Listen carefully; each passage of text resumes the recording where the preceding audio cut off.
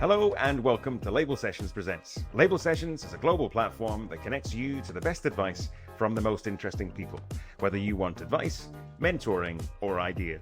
I'm Nick Sherrard, one of the co-founders of Label Sessions. In this episode, a conversation with Mansi Parikh. Mansi is a leader in strategic foresight and innovation strategy. Her quest in life is to explore the liminal spaces between the past, present, and future, both real and imagined. I have personally loved working with Mansi in recent times as we have advised a range of global brands, but in this podcast you'll hear some of her experience with brands like Danone, Bacardi, the Scotch Malt Whisky Society, and Playboy India. There are many more besides. Iain at Label Sessions talks to her to find out more. Thanks, Mansi, so much for taking the time to chat with us. I'd just love to learn a bit about you, what you do, who you are. Maybe that's the best way to get started. So a little bit about me is that, I've been a little bit all over the place.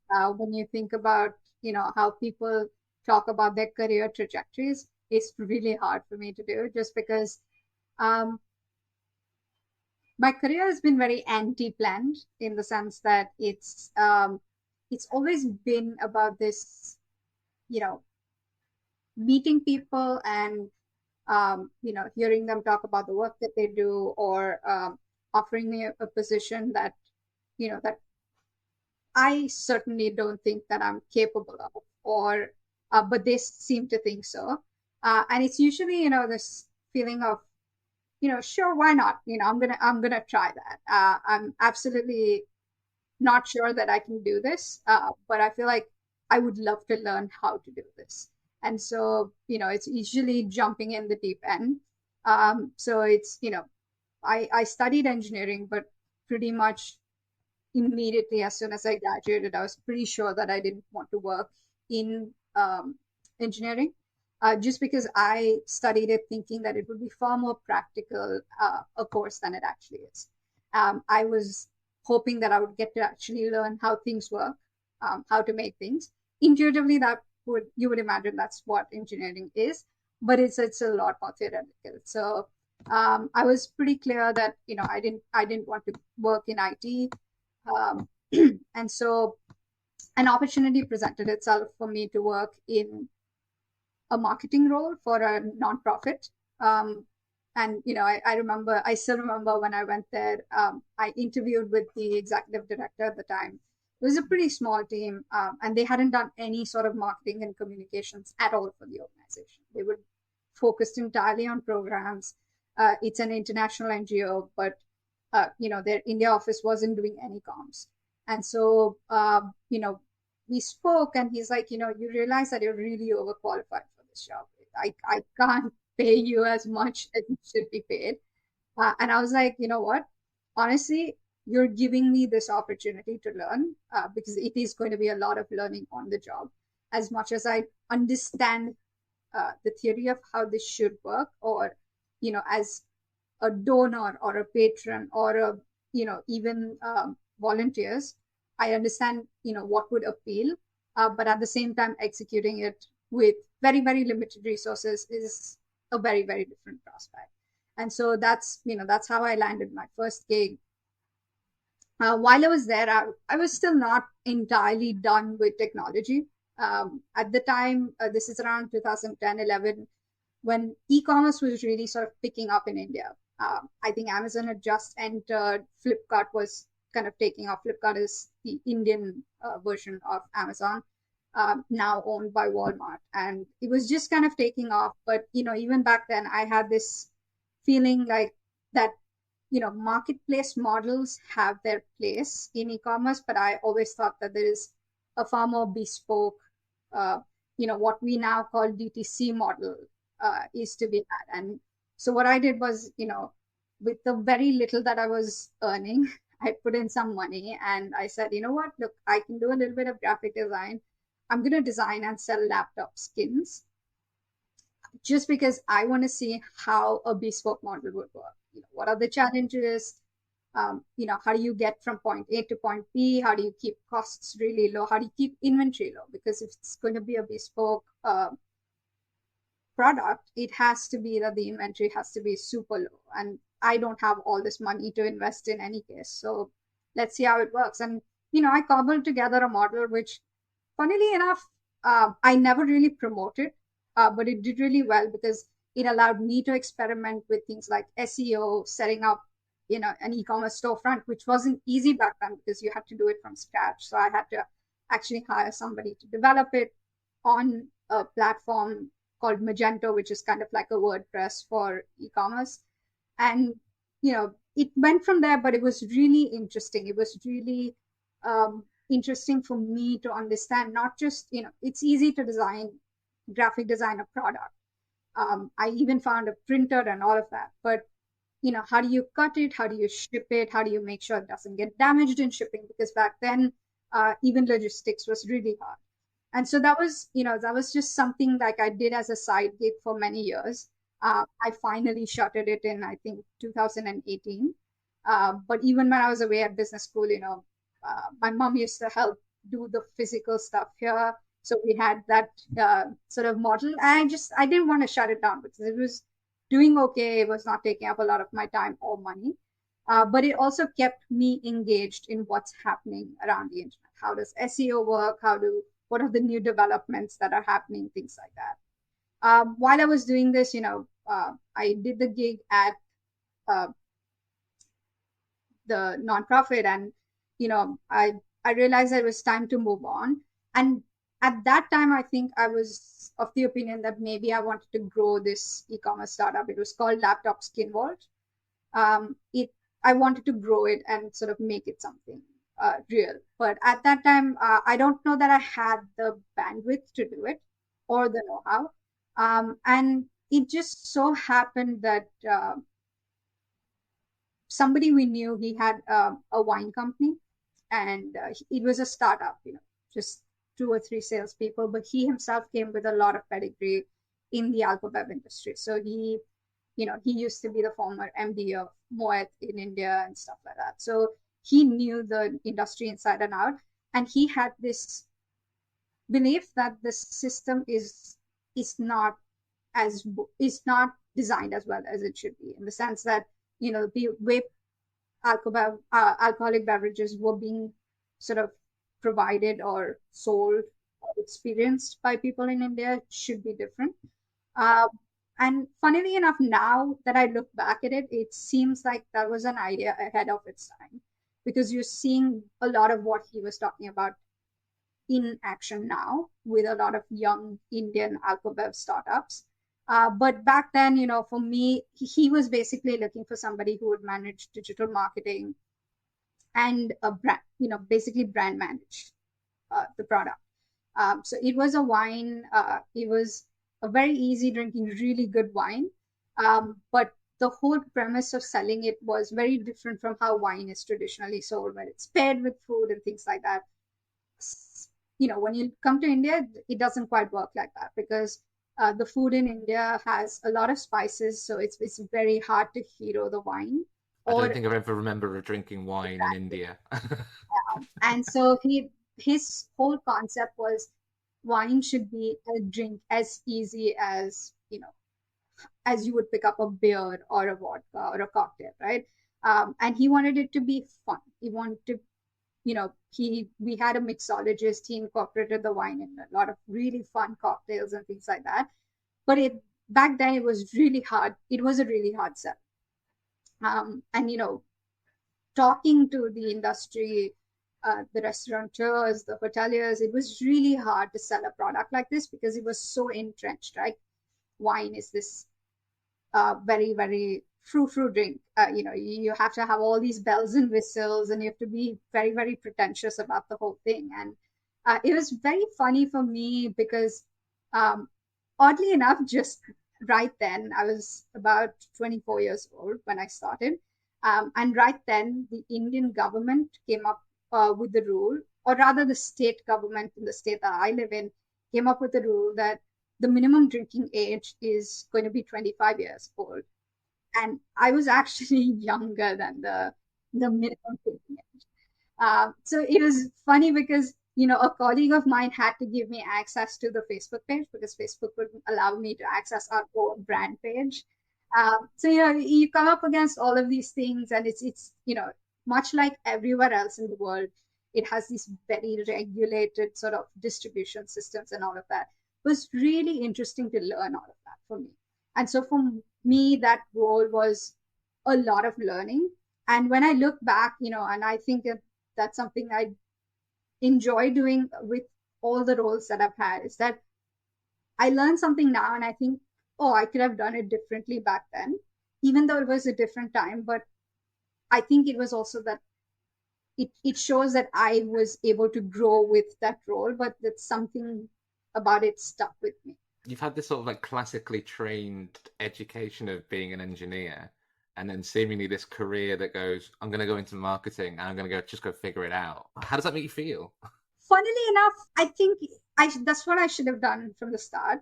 And my mom loves to tell me I told you so, because she was the one who told me, very unlike, the stereotypical Indian parents who are always talking about how their kids are going to be doctors or engineers.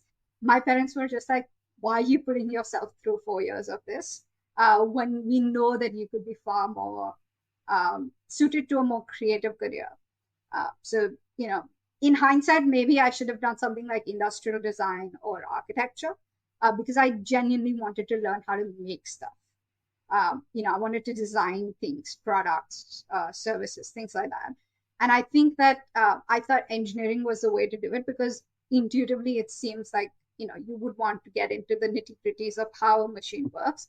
But somehow that's not really what they teach you in engineering. They teach you a lot more the theory of how these things work, but you never actually get to build them in practice. It's a little bit different if you're doing computer engineering or computer science, because that's a lot more hands-on. But I never really wanted to do that, because we had coding in school since I think I was in the 4th or the 5th grade.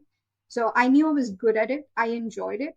But I didn't think that I wanted to do that as a career, especially when you think about how Indian IT services were back then. It was almost like, you would be one of 10,000 people for basically coding systems, and there's somebody telling you what to do.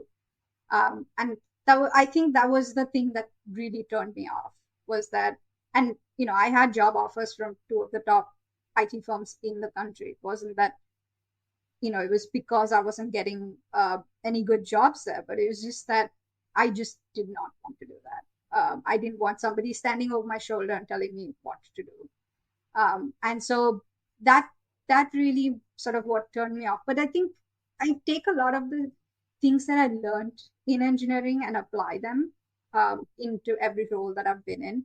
After I was working at the wine company, in fact, one of the final projects that I actually ended up doing there was we launched the Scotch Malt Whisky Society in India for a very brief period, because certain regulations didn't allow it to continue, because there's some limits on how much ABV you can have in the alcohol that's sold and things like that.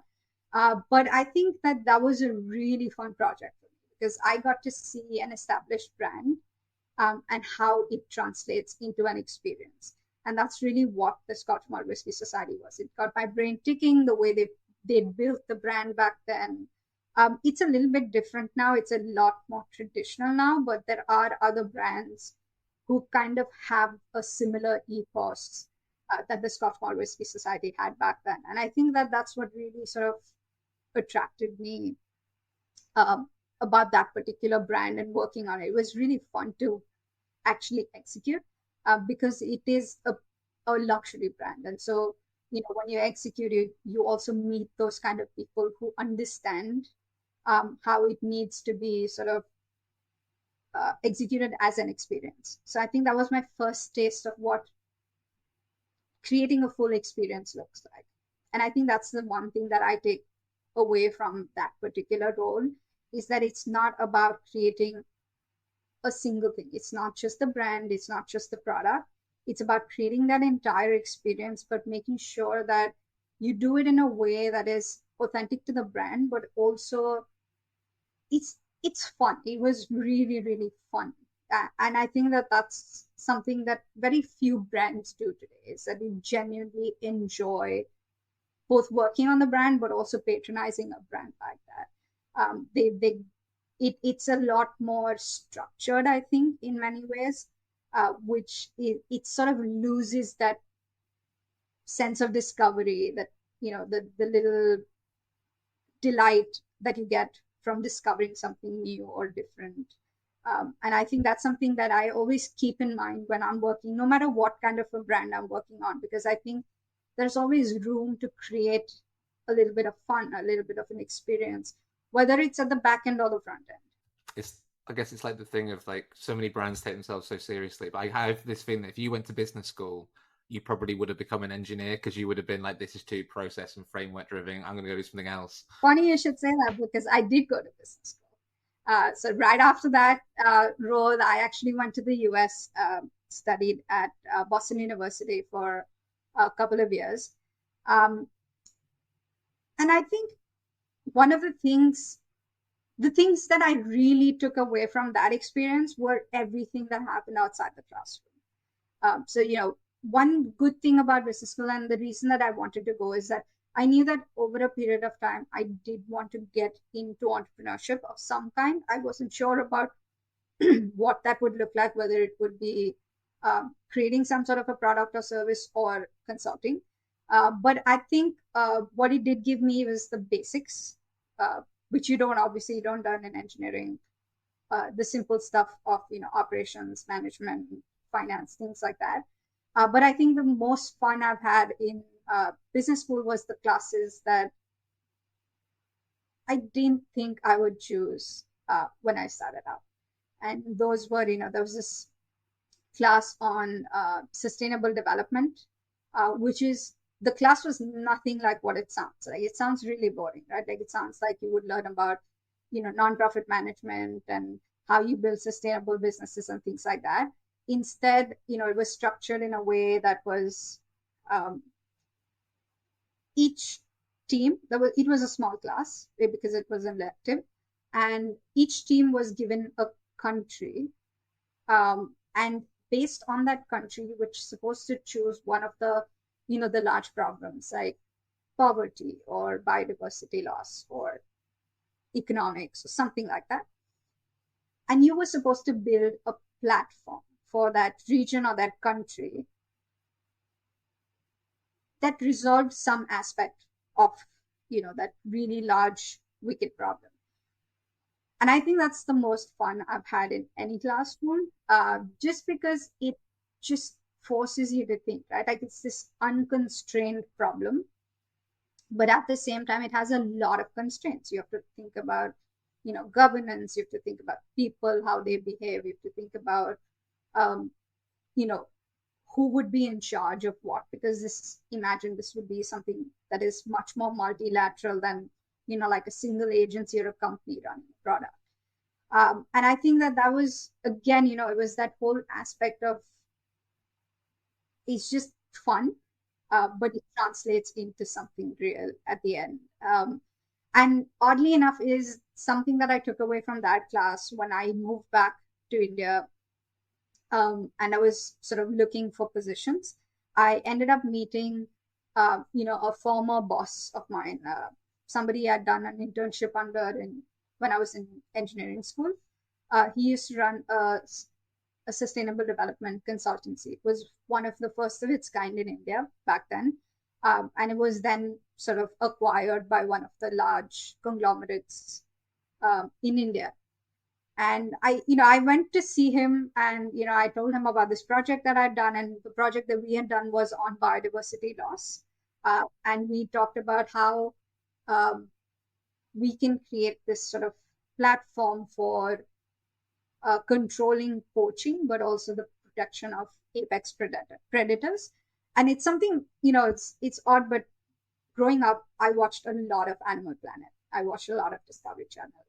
I think I watched every one of the Crocodile Hunter shows. I loved Steve Logan. I don't know. Maybe it was something latent from then that sort of translated into that project, and then the job that it led to. But he actually sort of has a family trust called the Balipara Foundation, and he said, what? Why don't you come work for us? So again, it was this situation of, I don't know whether I can do this, but sure, why not? Let's give it a shot. Let's see, what we can make of this. And so I worked there as head of strategy for 2 years almost. And I also did fundraising. Um, and it was, one of the most fun jobs again that I've had. It forced me to go to, the foothills of the Himalayas, talk to people who've been living in zones of elephant conflict, human elephant conflict, a lot of deaths, a lot of agony because there's been so much loss. And still, people maintain such a positive outlook. And it's so hard, right? Like we look at little things and we think, you know what, this is it, like this is the end of everything, but they continue to work towards something better. And the thing that I learned there was, just working with communities, and working with in a way that it's not solutionism. You're truly engaging with the problem and working towards an emergent solution rather than coming in with a solution and trying to force fit it to the problem. And that's something that we do so consistently, all the time, when whether we're, consulting for organizations or organizations themselves are building something. It's almost like somebody has an idea. Now we have to execute this. Let's find the problem where it fits. And it never really does. And I think that in the long run, we're worse off for it. And I think that's the thing that I really enjoyed about that role was working with people and waiting for solutions, working with them to build solutions that actually work for them. Like I can't just pick this up and replicate it in 2 million other places. But honestly, no solution scales like that. We try to make it sound like it does, but it just doesn't actually happen when people are involved, because eventually people try to break or hack that system to fit them. And that's something, if you live in India, you see that every single day. You see people turning things around. We've we've talked a lot about this when we talk about jugaad in India, which is like, these low cost innovations. But where jugaad really comes from is actually people trying to make their lives better with an imperfect solution that has been provided to them. And I think that's something that I really enjoyed there. And while I was working at Balipara Foundation, one of the things that, the things that I learned outside of the classroom, in the US when I was at business school was, I became part of this community called Speculative Futures. And, before, then I always, I understood human centered design. I understood why it was important because I was already the way that we were doing work when I was working for the nonprofit, when I was working for the wine company. But it still felt very short sighted. It still felt very immediate and short term. It didn't feel sustainable over a longer period of time. And, I always felt like there was some piece of that puzzle that was missing. And when I went, to Speculative Futures, that's the first time I actually came in contact with this whole field called strategic foresight. Um, and for me, that was sort of the missing piece. I don't think it's the entire puzzle still, but it was the missing piece in the sense of, yes, there is a way to think long term without predicting futures, right? Like, or predicting the future, not even futures. It's predicting the future. It's a singular thing and it's an absolute answer. And I think that's something that I really enjoy about speculative design is that it allows for possibilities. It allows for many, many plural futures that could happen, and you're predicting nothing. You're not a fortune teller. You're not promising something that you can't deliver. But what you are looking at is basically taking things that in strategic foresight, what we call weak signals, and extrapolating what futures might emerge from those. because that's really how it happens. And that was something that really kind of stuck with me. When I moved back to India, I realized that not a lot of people doing this kind of work here. But I knew that I didn't want to kind of lose touch. I'm not one of those people who really sort of keeps talking to people if I don't have a reason to do it. And so what I did was I said, look, if I have to force myself to keep in touch with this field and grow my own understanding of it, I need to start something here. And what I realized is, as I was talking to friends of friends, there was enough interest in it where a lot more people also wanted to learn. And so what we did was I started this thing called, so what my practice is now called, it's called Future Tense Inc. It actually started as a meetup group. Cool. That's awesome. So we invited, we invited speakers, people who are working in this space or around this space. We did roundtable discussions around the future of mobility, the future of algorithms. We also did workshops. So there was this framework that I'm still working on. I don't think it's there yet, but it's called Future Nama, which literally translates into a record of the future. So it's a neologism. It's a English and a Hindi word sort of combined together. Nama in Hindi means a record. So it's like a record of the future, but the idea is that how do we think of futures in a cultural context, so that you are not applying a blanket sort of future prediction onto people, which traditionally tends to be very Western centric, very white. It can also be very tech centric. The idea here is to say, how do we actually involve people who are going to live in that future, or whose children are going to live in that future, and make sure that they feel like they're part of it, that they don't have to change everything about themselves just to fit into this possible idea of this shiny glass and metal future that somebody else has envisioned for them. So that's something that I was doing while I was working at Bali Para Foundation. After Bali Para Foundation, I actually quit and I worked with a consulting firm where also I worked on a lot of new product development, cultural research, and strategy for brands like Bacardi, for brands like Playboy. And I think that that's where a lot of what I do sort of came together in the way that it actually does. So one of the things that I've really learned, over this entire journey has been that I don't really need to fit myself into a traditional career trajectory. Again, each and every one of these roles has happened. In fact, when I quit Bali Para Foundation and started at the agency, I actually was about to take a sabbatical. I was going to take a few months off, see what I want to do next, plan it out like you're supposed to do. And I just happened to run into somebody who was then the MD of that organization. And, she was telling me about the work they do. We had actually invited her as a speaker at Future Tense as well. And, we just got to talking and she said, look, why don't you come work with us for a little while, see if you like it, right? And I was like, again, sure, why not? This podcast is brought to you by Label Sessions, the global platform that connects you to the best advice from the most interesting people. Around the world, we work with brands to connect their people to true leaders, just like the people you hear on this podcast, for live sessions of advice, mentorship, or sometimes to collaborate on ideas.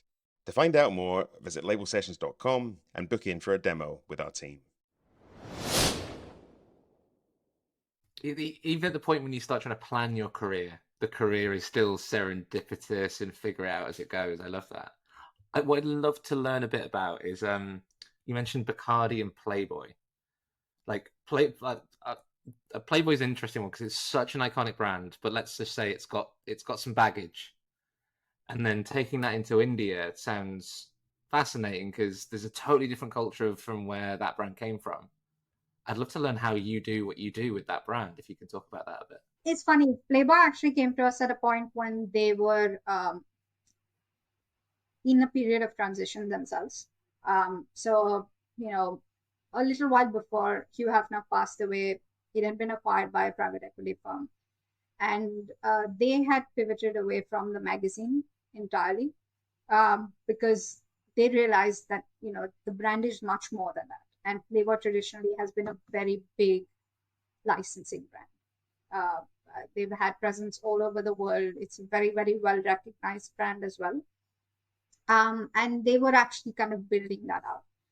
They had been in India before, and it hadn't worked out for them, largely because, you know, they didn't really plan it. You know, just sort of somebody came to them and said, hey, you know, we'd like to license your brand, but wasn't really an area of focus. But what they realized was, you know, there's an opportunity in India. There's a growing opportunity. In theory, it could be a really, really big business. And so they came to us and they said, look, we have this theory, but we're not sure that it's true or not. We want you to find out. But we are not sure how exactly we want you to find it out. Like, just go do it. It's very rare that somebody comes to you with such a blank canvas. You know, a lot of people who work in consulting and agency they think that that's their dream project, right? Like the client says, go do whatever you want, get us an answer. But it's actually really, really difficult because there are no constraints, right? Like, yes, the budget is eventually going to be a constraint, but before you even get to that point, like, what is it that you're going to do for them that will actually help them, lead them towards answers that they're seeking? And so I was leading that project, and the way we designed that project was to say that, look, you know, this is the agency I worked with it's a business design agency.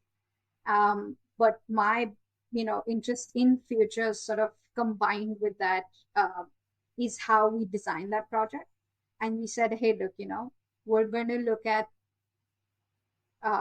even if, say, you know, everything goes right, we find out in this research that everybody's up for a brand like Playboy, and, you know, let's just go all out in the market. It's still going to take them 3 years to 5 years to build a business of any scale, to reach an audience at that scale. Because India, while it looks like this shiny, big opportunity, you know, largest population in the world, youngest population in the world, it's a very, very complicated ecosystem because it's extremely diverse culturally.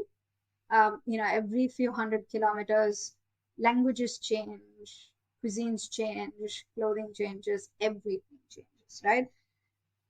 And what traditionally organizations, especially international brands, come here and do is that, you know what, we're going to imagine that this is like this one homogeneous whole, and we're just going to transplant our international business model here, and it's just going to work, right? Like, that's 300 million people. This is 1.3 billion people. It'll work.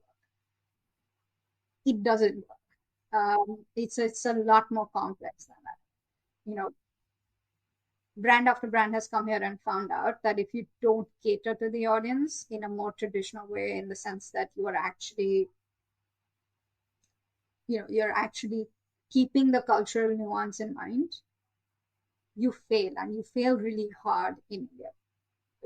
It's fairly public as well, because, you know, it's supposed to be this big opportunity. So presumably you're talking it up to your investors as well. And so that's how we designed this. And we said that, look, you know, Playboy, first we have to find out if there is room for them to play.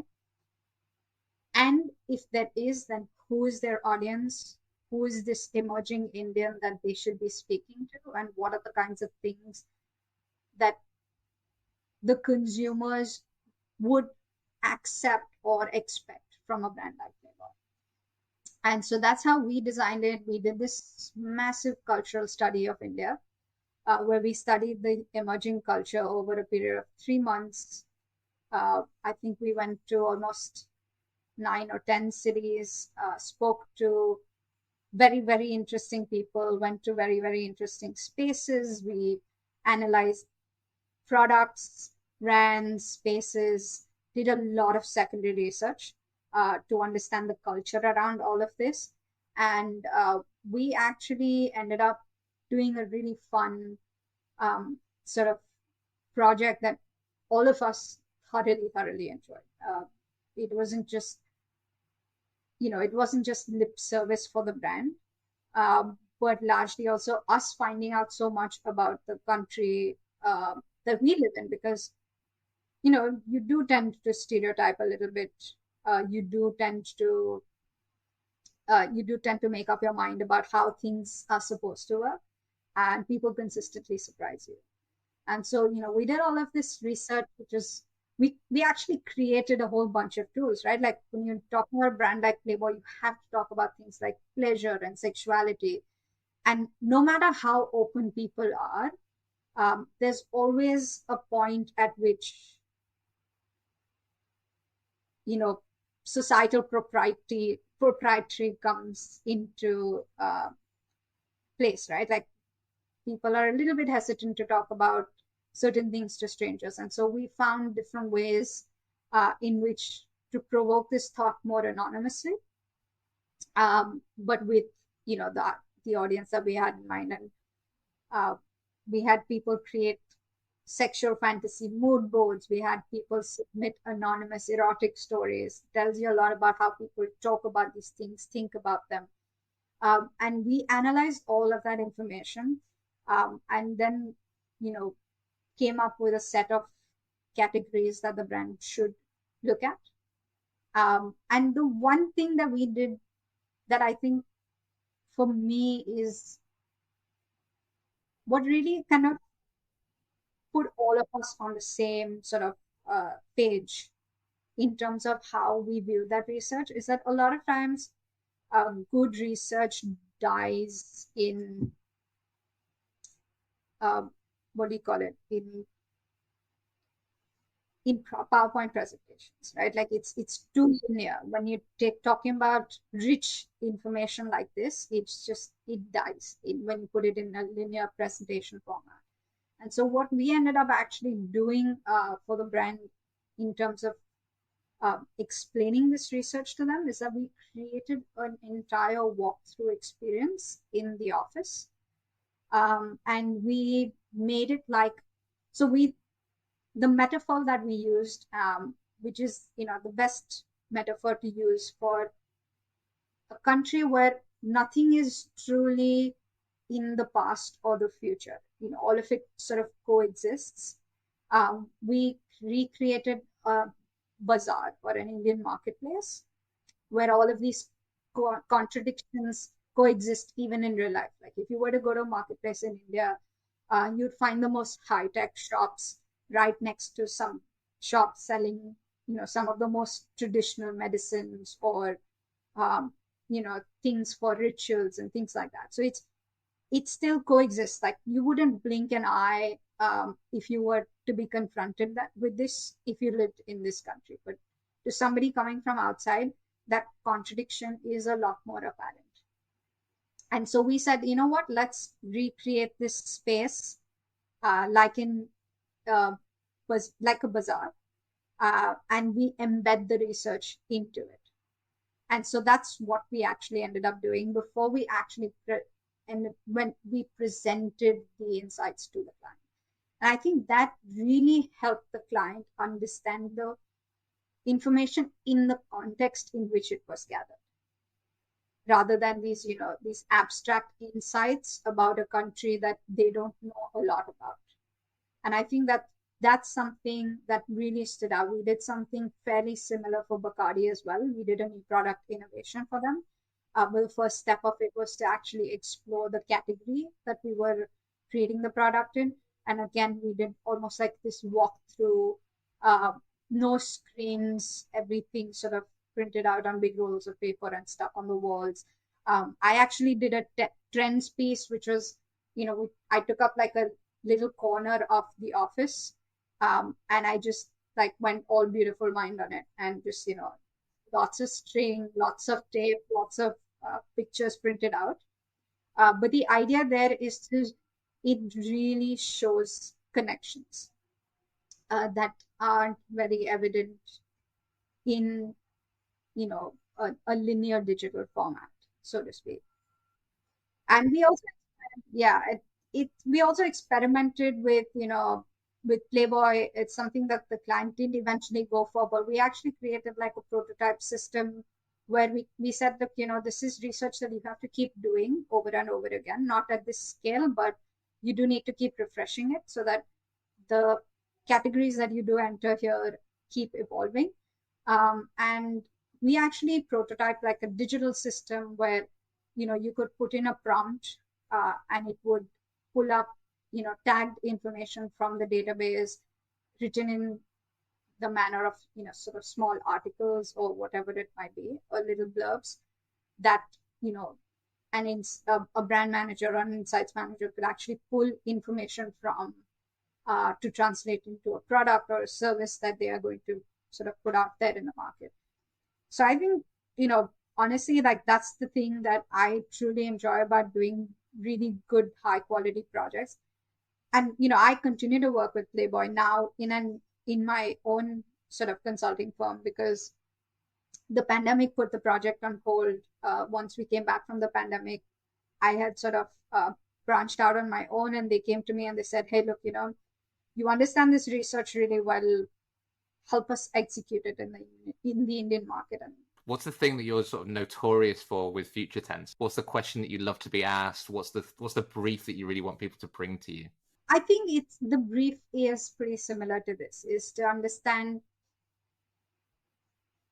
where a culture is moving, whether it's at a country level or it's at subculture level, because that's something that we excel at. We do really, really good work in that space. Worked on a project last year with a CPG, European CPG company, and we did research for them for their hydration vertical. They were trying to build 10-year strategy. And we ended up doing research for them for France, Spain, China, and Indonesia, and the US. And again, over there, we love the fact that the client was very open to the research that we came back. They didn't come in with preconceived notions and say, hey, look, these are no-go areas, or we must do this, or we must do that. But largely, we enjoy sort of challenging a set notion. So for example, when the client was briefing us, one of the things they said was like, hey, we've been in China. I mean, we've been in China, France, and Spain for many, many years. Maybe there are learnings that we can take from here and apply to the US or to Indonesia. Instead, we were able to come back to them with research that said that, hey, look, you know what? Actually, you've been in Indonesia for a very long time as well. Here are the things that market has presented to you as challenges that you have overcome. And France and Spain are now beginning to see similar challenges in terms of climate crises, in terms of droughts or water contamination and things like that. You could actually take learnings from what you're doing in Indonesia and apply it to France and Spain. And that, sort of really helped them take a step back and say, hang on, maybe we're thinking about this wrong. Like, it doesn't have to be that we go from the so-called developed nations towards the underdeveloped nations. There are a lot of things that we can learn from these markets and apply back to our traditional markets, which are now changing quite drastically. I mean, France and Spain have seen record droughts in the last 2 or 3 years, I think. But Indonesia has been grappling with, water insecurity for a very long time. They've been grappling with severe impacts of climate change for a number of years now. But, seemingly they seem to have, as a business as well, they seem to have found some solutions there. It's a very difficult geography. It's something like 17,000 islands make up that country. So, they've seemingly figured out a very interesting distribution system because they are one of the leading brands in that country. So I think it really helps for organizations and we love that we're able to find the understanding, the cultural research, and the understanding to back these things, but also to say that, hey, but what if you were to look at this differently? How do you come at it with an entirely new perspective? Because that's again where we're going to find something that you haven't explored before, or that you haven't traditionally done, but would probably stand you in better stead as you go along over the years, as a lot of different things are going to change. If you are able to be agile enough to adapt, I think it's really it makes for really interesting solutions. In terms of where you're at now, like if you think back, like that career that you've been through and the amazing work that you do today, because we're all about label sessions as the best advice from the most interesting people. You've done all this interesting stuff. What advice would you give yourself if you went back 10, 12 years? I've had to unlearn a lot of what we are taught in traditional education, whether it's in engineering or it's in business school, or even as young as sort of uh, you know grade school and high school. One of the things is, we're taught that we have to have the answer, um, and I think we don't. I don't think that we have to start with this premise that we have to have one answer at the end of whatever process that we're doing, right? I think, and that's something that we see a lot even in the consulting field. Like, here's the silver bullet, you know, efficiency or productivity or optimization. But it rarely works like that in the real world, right? Like you find forces that come in and they easily break those systems because they're so very, very rigid. I think the advice that I'd give myself is that yes, people do have these grand plans of how their careers are going to pan out. But I think there are very few people whose careers do pan out in that way.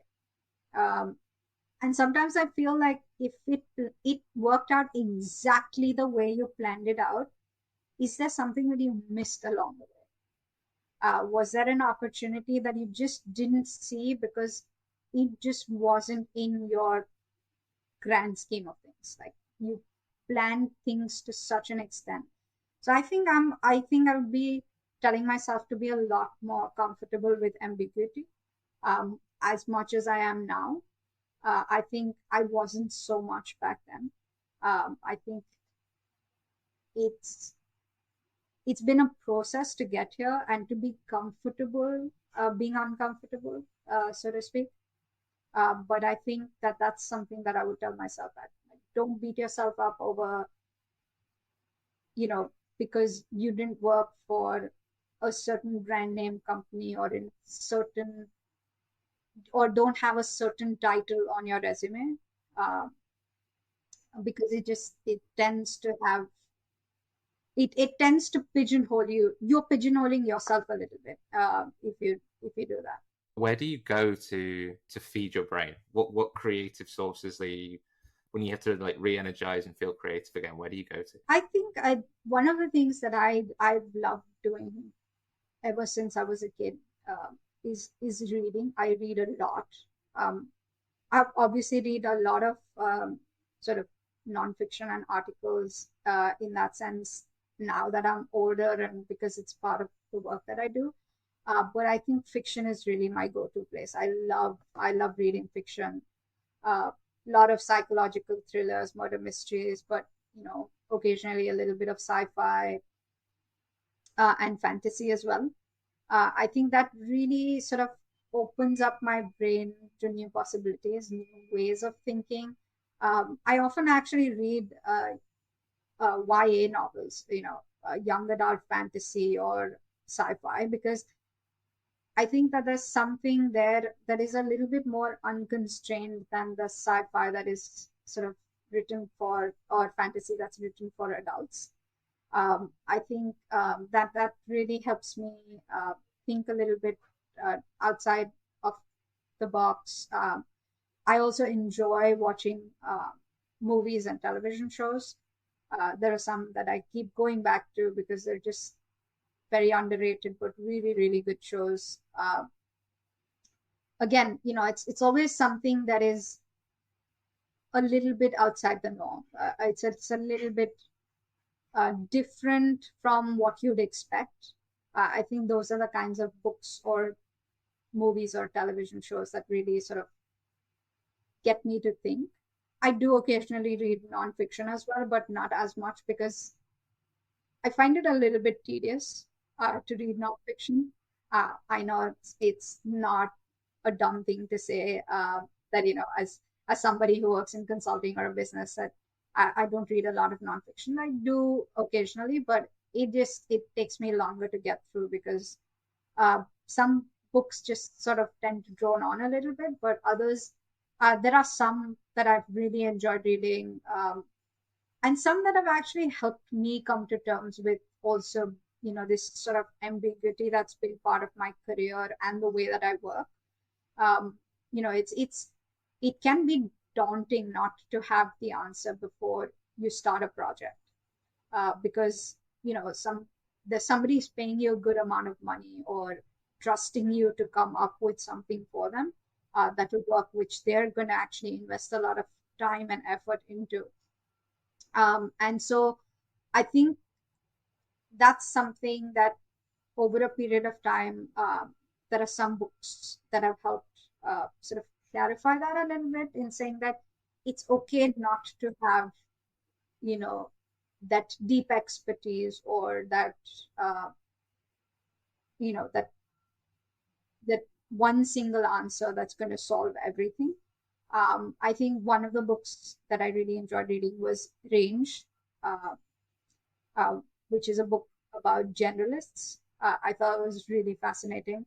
I also really loved reading Originals by Adam Grant. One of the aspects that really stuck out to me in that book was actually about procrastination and what that actually means. Because, we always look at procrastination as a bad thing, right? Like it's anti-productivity. It's something that you don't, or you aren't doing, you're not doing something that you're meant to if you're procrastinating. But I've realized that, in my schooling as well as my career, the times that I've procrastinated has been one of two things. Either I really was afraid to do something or didn't want to do it. It just didn't appeal to me. Or it was because it was something that I needed to think about, but not consciously think about. So there are many times, a lot of authors talk about how challenging it is to see a blank page in front of them. It's because you're actively thinking about a thing and it's not happening. And I think that there are many times when I procrastinate, but not in the traditional sense of the word as sort of whiling away time, but in the sense that I put off a task for a while because I need to be doing something else while my brain sort of processes what, the information that I've gathered or, the response that I want to frame. And so what I've learned over the years is not to push as hard because I've realized that it leads to much more interesting results when I let that thing take the time that it needs to take. I'm 100% the same. Once I learn just to let it sit and don't force it, you become so much better at getting to the output that you want to get to. Exactly. How weird are you, Mansi? Very. I prefer the term eclectic, but the word eccentric has been thrown around a little as well. I am extremely weird because I have the strangest habits when it comes to learning about things. I'm very, very curious. That can be attested to by the 50 tabs that are currently open on my browser. Just because these are things that I have to read. I don't care when I get to it, but I must read them at some point because it's just interesting to me. It doesn't matter the subject. It doesn't matter, you know, what category or what perspective it is. It's just, if I think it's interesting, I will click on it and read it, or I will open a book and read it. So I am pretty weird because I will always have a collection of very strange information. There'll be lots of strange rabbit holes that I will be willing to go into to figure something out as well. Thank you so much for taking the time to chat with me today. This has been awesome. I really appreciate it. I'm so excited to work with you with Label Sessions. Absolutely. Thanks so much. So concludes Label Sessions Presents. Be sure to follow and subscribe to the podcast, no matter your platform, and of course, start your journey with us today at labelsessions.com.